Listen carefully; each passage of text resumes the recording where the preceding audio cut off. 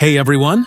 Before we start, don't forget to hit that like button, subscribe to the channel, and drop a comment below telling me where you're watching from and what time it is in your city. That way, YouTube will keep showing you stories just like this one. And if you work or have worked the night shift, share your experiences too, because you know that when the sun goes down, everything changes completely. Now, let's begin. Working the graveyard shift isn't for everyone. While most people are sleeping safely in their homes, there's an entire category of professionals keeping the world running during the darkest hours of the night. They see things that day shift workers would never see, experience situations that defy any logical explanation. What you're about to hear are 5 real accounts from people who discovered the hard way that the night hides secrets you're better off not knowing. Stories that will make you think twice before leaving home after midnight.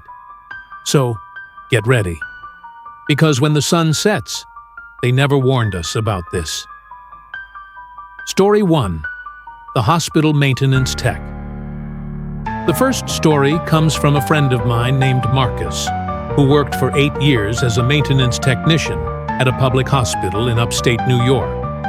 Marcus was responsible for maintaining medical equipment during the graveyard shift, basically from 11 p.m. to 7 a.m.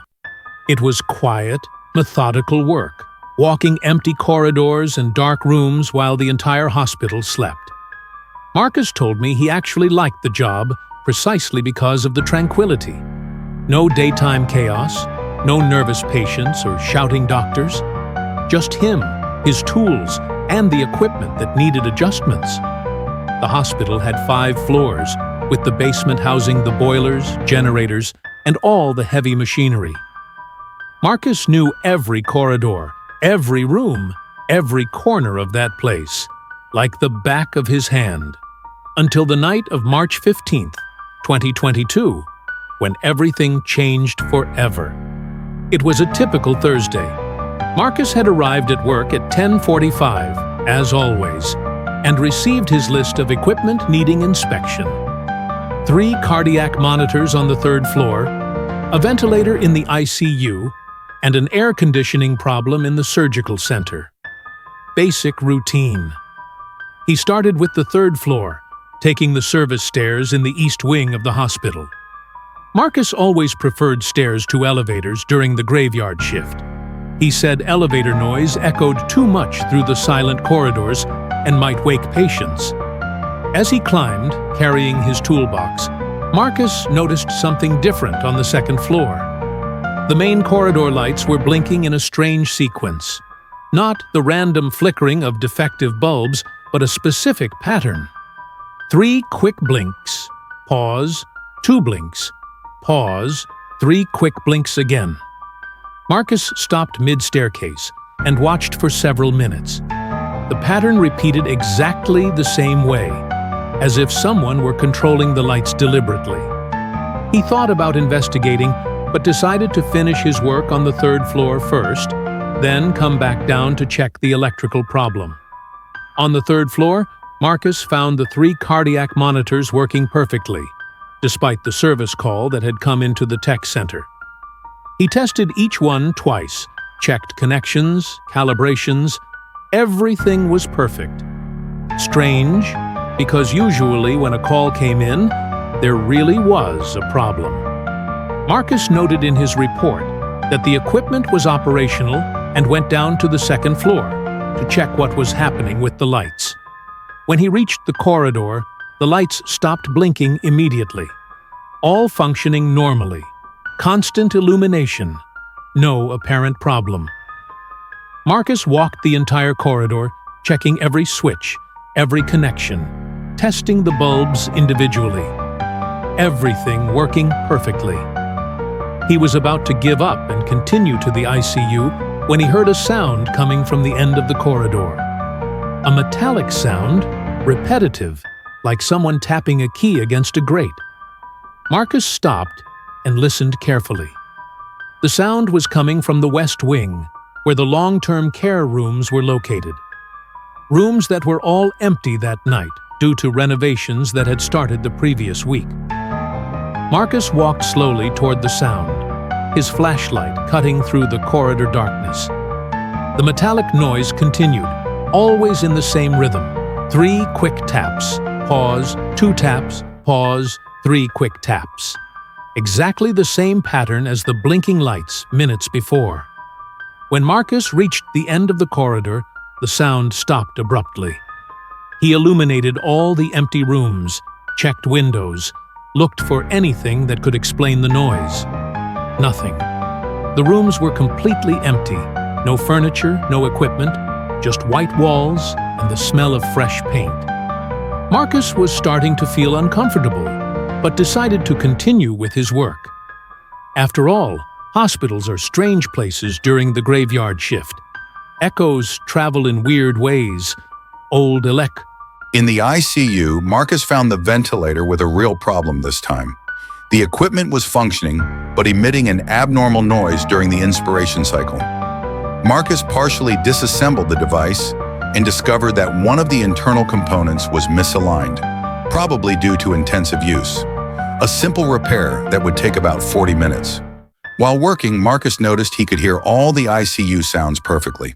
The constant beep-beep of monitors, the whisper of other ventilators, even the breathing of admitted patients.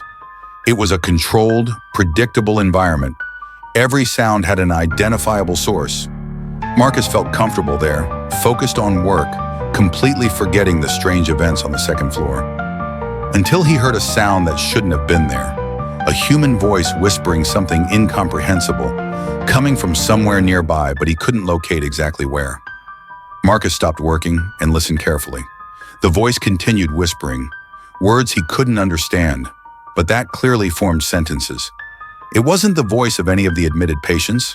Marcus knew them all by sight, and this voice was different, deeper, raspier. He stood up and began walking through the ICU, trying to identify where the sound was coming from. The voice seemed to move, sometimes from the right, sometimes from the left, always close but never in the exact direction Marcus looked. The patients continued sleeping peacefully, monitors functioning normally, but that voice persisted, whispering its incomprehensible words. Marcus felt a chill run up his spine when he realized the voice was following the same rhythmic pattern as the blinking lights and metallic sound. 3 quick whispers, pause, 2 whispers, pause, 3 quick whispers. That's when Marcus decided to finish the repair as quickly as possible and get out of there. He worked with slightly trembling hands, trying to focus only on the ventilator, ignoring the voice that continued whispering around him. When he finally finished and tested the equipment, the abnormal noise had disappeared, and the ventilator was working perfectly.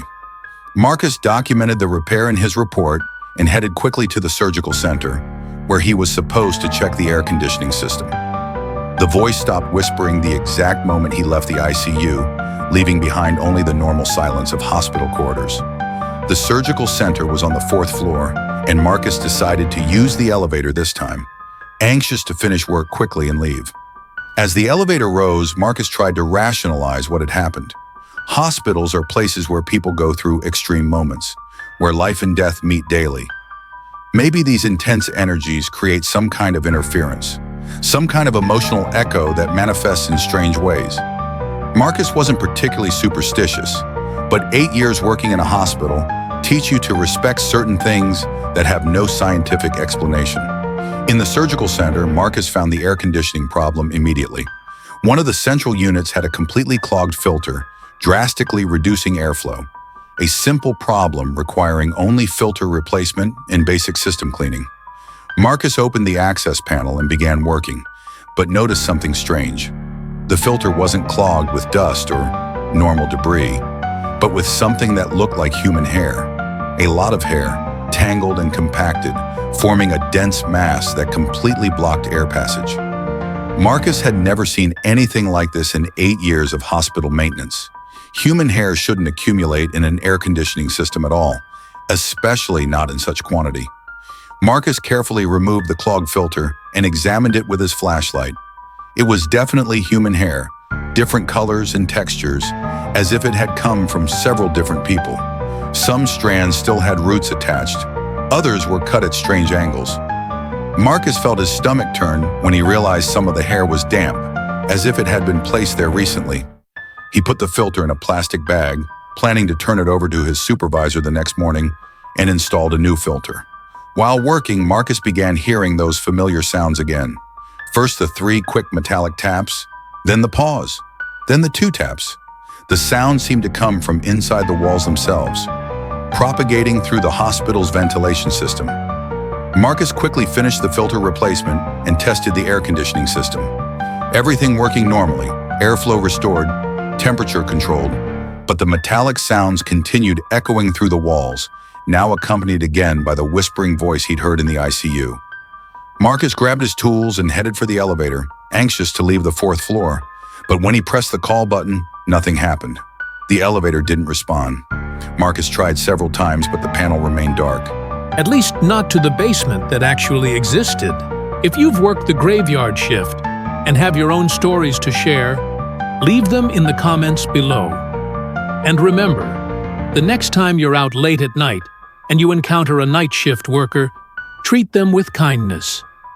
You never know what they might have seen during their long, dark hours on the job. Thanks for listening, and I'll see you in the next video.